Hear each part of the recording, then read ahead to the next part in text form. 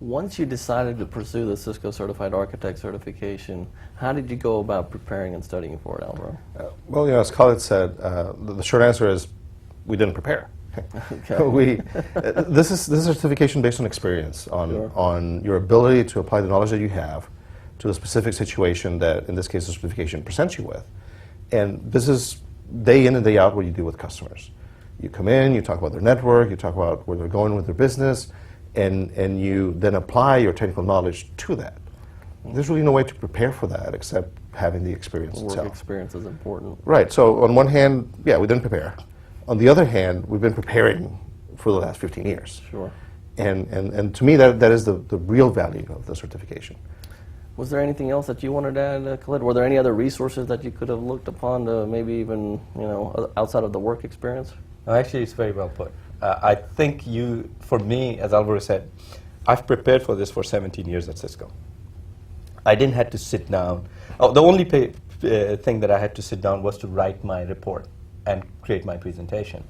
Understanding the mindset of the questions that are put out there, how to actually put them in the most concise way in my presentation, which I had to present to the executive leader who will review from the business aspect of it. The technology aspect of it was pretty easy because that's what I do for my job day in and day out. So it's a very interesting blend from that perspective, that some of it I didn't have to prepare at all. There were pieces in that exam that I had to think through, that if I am presenting this to a senior leader in a company, how would I approach this answer for a CIO or a CTO to look at it and says, yeah, what you're proposing to me is relevant. Because in my day in and day out work, I don't do any cost analysis and say, here's where your cost savings are not coming in the solution that is being put out there. And that's why I would like you to consider some of these options that will give you more efficient way of saving money by the problem that was given to me. So I would say 95% of the thing didn't require any work. 5% for somebody who, like me, who does day in and day out very hardcore technology work, did require some business reading that I had to do to come up with my final presentation for a business leader that I had to present. Sure. Now, in regard to the format of the board exam, how does it tie into the relationship to your real work experience? I mean, I know we talked about that here a little bit. If we can go in a little bit more. It is definitely very, very realistic. Okay. The same things that you would do with a customer, come in, do a presentation on what your thoughts are, where they are, where they're going, your understanding, your recommendations. Same type of scenario. Interaction, back and forth, some questions, same type of things. And of course, the other part that is very realistic is what customers always do. They give you a problem, you solve it, and then they say, oh, but we want to do this other thing. And now you have to think on your feet and provide a different answer. And that's the format of the exam. It's very, very realistic. I would say almost 95% of what happens in real life. Great. Anything else you wanted to add, Khalid? Actually, that is very true from my experience as well. Some of the times you get people who are very rigid, and I appreciated that some guys were on the board. I know that they knew that my answer was right, but they were deliberately arguing on a point, which happens a lot in customer scenario. That part of the exam was to keeping your patience. You know that this guy on the other end who's sitting knows that my assessment is very accurate, and that there is unreasonable questioning at times that are asked, which is very similar to customer scenarios that we walk into. There is somebody who's read a white paper, and he questions something that is absolutely irrelevant to the solution or architecture you're proposing. And to Alvaro's point, it was that realistic that at times you have to bite your tongue and agree with the person and say, but here's the point that I'm trying to emphasize, that you have to look at from the other angle. That's why your network has inefficiencies. That's why your operations is having trouble. And that's a very realistic situation that we go through every day with our customers, that you have to satisfy the architects, then you have to satisfy the design guys, and then you have to sit down with the director of operations saying, this idea is great, but here's why it will hurt your operations.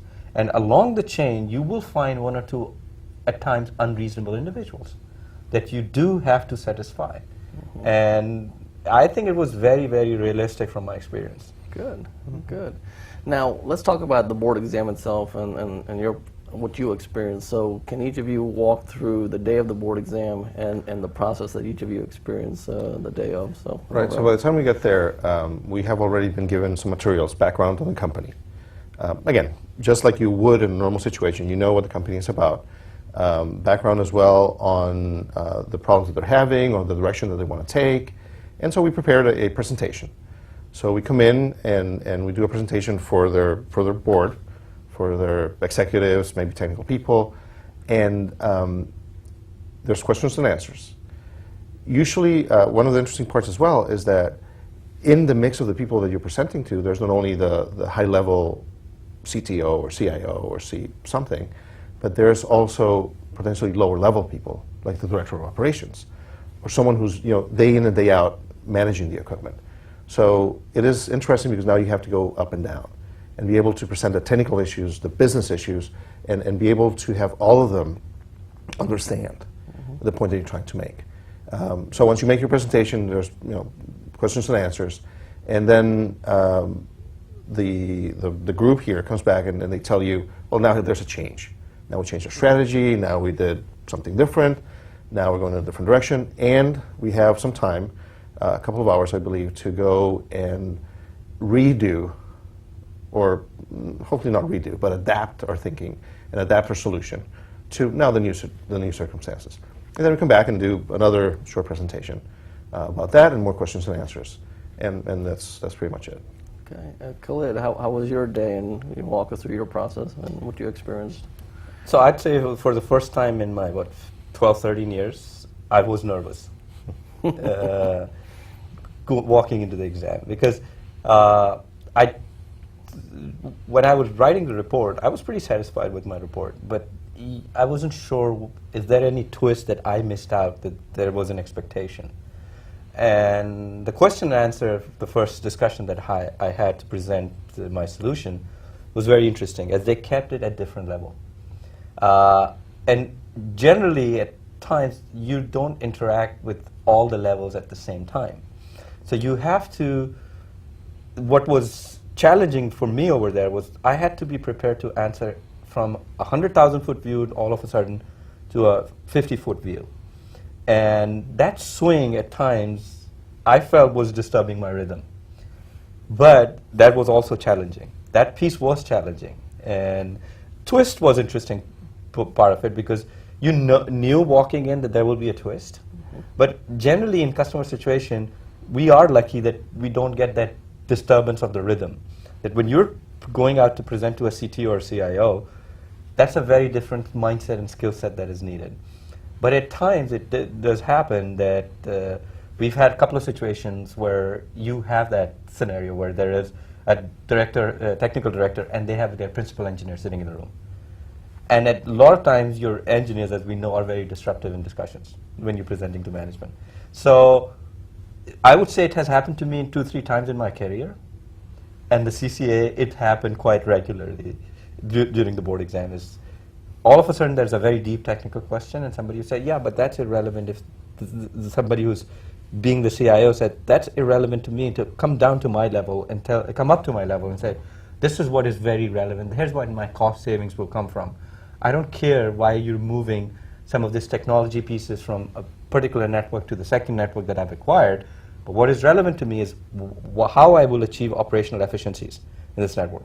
So that swing during the exam, I found it a little challenging, but you had to adapt to it.